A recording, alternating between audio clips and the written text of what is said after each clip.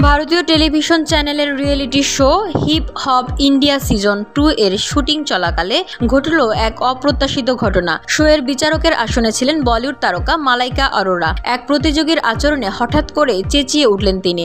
ভারতীয় সংবাদ মাধ্যম ইন্ডিয়া টাইমসের এক প্রতিবেদনে বলা হয়েছে, হিপ হপ ইন্ডিয়া সিজন 2 এর বিচারকের সামনে মালাইকা অরোরার পাশে বসা কোরিওগ্রাফার পরিচালক রেমু ডিসুজা।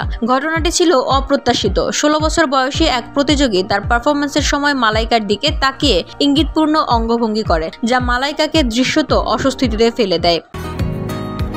বসুন্ধরা, উত্তরা, বনশ্রী, কুড়িল ও বাড্ডা সহ রাজধানীর বিভিন্ন স্থানে অভিজাত ও অত্যাধুনিক মানের ফ্ল্যাট কেনার এক নির্ভরযোগ্য প্রতিষ্ঠান প্লেজেন্ট প্রপার্টিজ লিমিটেড।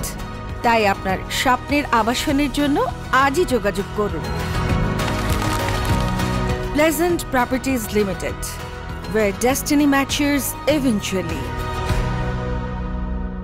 সম্প্রতি হিপ হপ ইন্ডিয়া সিজন 2 এর এক পর্বে এই ঘটনাটি ঘটে। একজন প্রতিযোগীর পারফরমেন্স বিচার করার সময় মালাইকা হঠাৎ লক্ষ্য করেন কিশোর নৃত্যশিল্পী তার দিকে তাকিয়ে অঙ্গভঙ্গি করছেন, যার মধ্যে চোখ মারছে এবং ফ্লাইং কিস ছুড়ছে।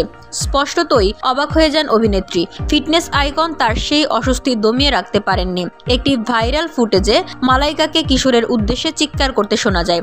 রেগে গিয়ে সেই কিশোরকে উদ্দেশ্য করে অভিনেত্রী বলেন, তোমার মায়ের ফোন নাম্বার দাও। 16 বছর বয়সী সেই প্রতিযোগীর সাহস নিয়ে প্রশ্ন তোলার সময় মালাইকা বলেন, 16 বছরের বাচ্চা ছেলে নাচছে আমাকে দেখেই, চোখ মারছো, ফ্লাইং কিস করছো।